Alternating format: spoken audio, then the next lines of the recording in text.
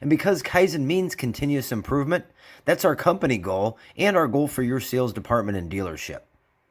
Now, if you want to improve your sales skills, learn how to use psychology to close more car deals, and receive unbiased dealership vendor product and service reviews, make sure you subscribe and then turn on the bell so you never miss out on learning anything new. Putting these around, this is the 4-step objection handling process. This is what I teach my classes to learn on day 1. I always tell them this is way out of place. We're not even going to get to this for a couple more days. However, just start memorizing it because it's a longer word track and you're going to want to learn this. This will change your life.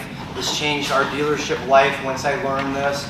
It became, I ran to people to tell me what they wanted to think about it. If they drove the car and the salesperson was able to build some value with them, I ran to people. I ran to people that wanted to think about it. Closing customers and talking to them.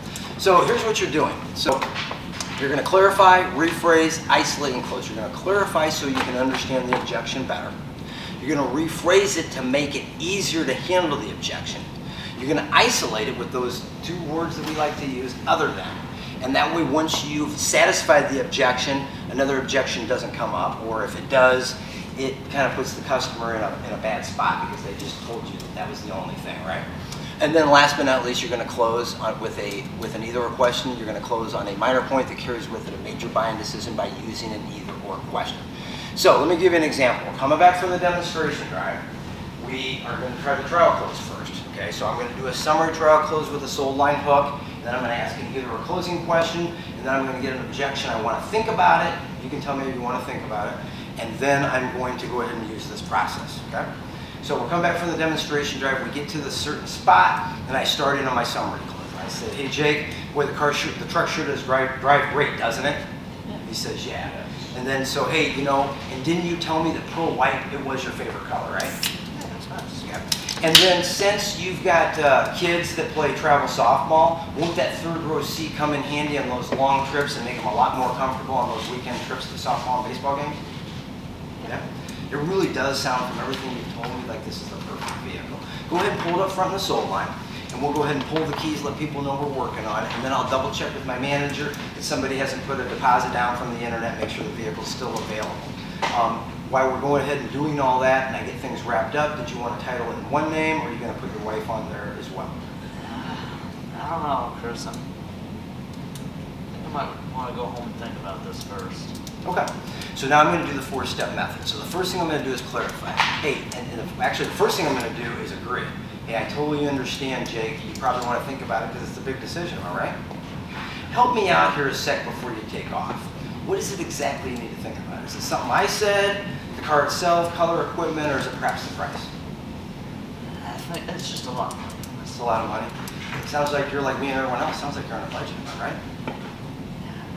So if we went inside, sat down, took a look at your trade, took a look at the figures, found a way to fit it in your budget, do you see any reason why you wouldn't take the car home now?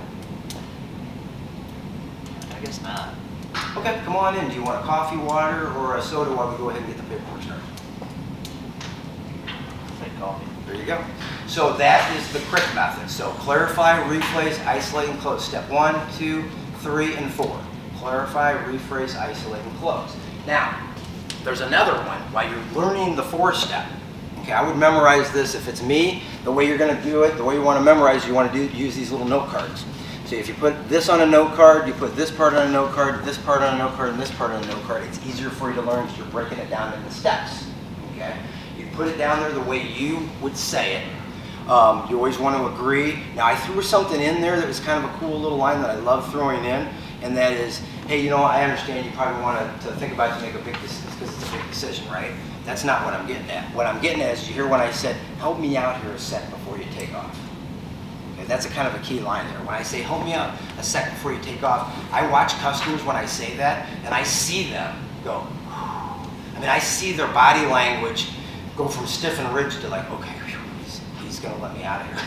He's going to let me out of here. And then I hit them with, what is it exactly you need to think about? Is it the car itself, color, equipment, or is it price? Is it something I said, color, equipment, or is it the price of the vehicle?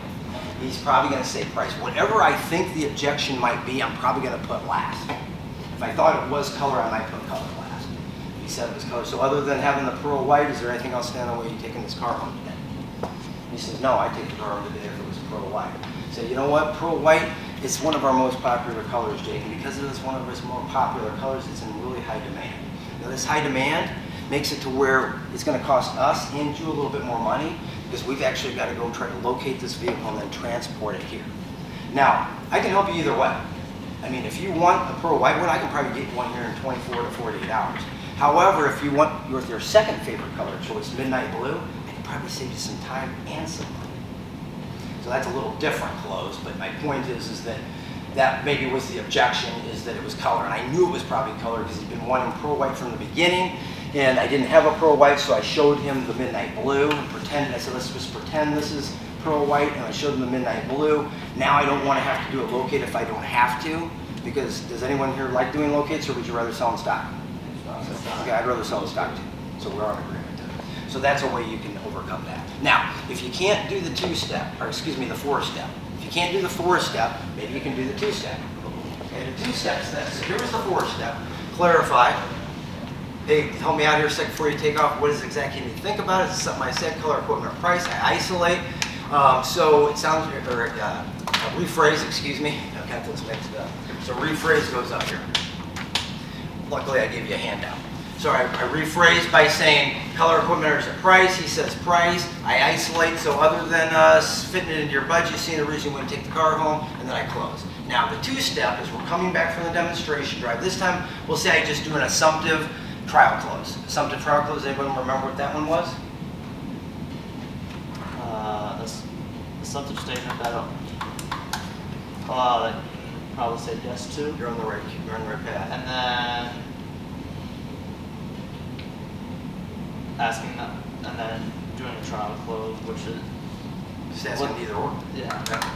You were on the right thing. I put the words in your mouth because I could see you were going the right direction. So what he's saying is an assumptive trial close is just a positive statement about the vehicle that you've already probably picked up through your investigations, followed with an either or question. So we're coming back through, we're getting ready to get to the threshold of the dealership at this designated spot.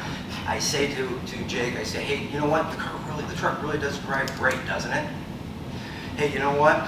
Go ahead and pull it up front here in the sold line, and we'll go ahead and pull the keys, and that way people know we're working on it, and then I'll double check to make sure the vehicle's still available. Did you want to go ahead and get a water, coffee, or maybe a Pepsi while we go ahead and get the paperwork started and get this thing wrapped up? Okay. So now he tells me, Pepsi. no, then you say, I want to think about it. So he wants to think about it. It's the two-step. So it's the two-step. So the two-step's this. You confirm their intentions, and you find out what's holding them back. I don't know if this is written down anyplace, so if you want to jot it down. So you confirm his intentions and ask what's holding them back. And so I'd asked him earlier, the car does drive great. So what I confirm his intentions by just going, well, you do like the car, don't you? He says, yeah. Then, you know, may I ask, something must be holding you back. Can I ask what it is? You do like the car, don't you? Well, then there must be something holding you back. Can I ask what it is, or do you mind if I ask what it is? That's the two-step. One step, if you can't remember 4 steps, you can't remember 2 steps. Now the 4-step takes a little time to get down. 2-step a little bit easier, but if you can't remember the 2-step, or you're still working on the 2 and you're still working on the 4-step, we can go with 1-step. 1-step is we're coming back from the demonstration drive. I do an assumptive trial close. I say something like, man, you're really going to love this new truck. It's really going to help you out in your business, isn't it? He says, yeah. Man, it really does sound like it's the perfect cut. Go ahead and pull it up front in the sold line. I'll go ahead and pull the keys. That way everybody knows we're working on the vehicle, and I'll double check to make sure the vehicle's still available. Are you going to title it in your name Jake or Jacob? Oh man, I think I want to go home and think about this first. Okay. You know, I get it. It's a big decision, but can I ask why?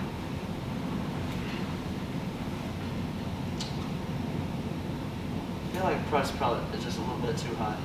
Okay, so I mean, it sounds like me and everyone else sounds like you're on a budget, am I right? So if we went inside, I took a look at the figures, we found a way to fit it into your budget, see no reason you wouldn't take it now? Don't see why not. So we continue on, right? Well, we always go down easy? No, we had the 80% up there, that bell-shaped curve. The 10% of the people, this isn't going to work. It's not going to work on everybody. I get this, but it's going to work more times than not. So the last one's the 0-step. So you're working on the 4-step. That takes a little time to get it down. The 2-step might take a little bit more time to perfect. The 1-step's not that hard, but let's say you don't want to ask the word why. So you can try the 0-step. So we come back from the demonstration drive. I do an assumptive trial close, and I say something like, man, man, that vehicle, it sure does look good in the sunlight, doesn't it? That pearl white sure does look good in the sunlight, doesn't it? As we are pulling back in. He says, yes, it does. Then I say, go ahead and pull it up front of the soul line. I'll go ahead and pull the key so everybody knows we're working on the vehicle, and I'll go ahead and double check to make sure the vehicle is still available. Did you want a water, coffee, or you want to get maybe another Pepsi while we go ahead and finish up the paperwork? I don't know, Chris. I think you might just want to go home and think about this. Think about it.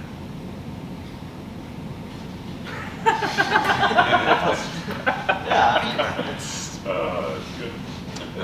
it's a lot of money. A lot of money? Keep going. So everybody, what I'm doing here is I'm saying, I'm tired of being the salesman, you tell me what's on your mind, right? I'm tired of being the salesman, you be the salesman, you tell me what's going on.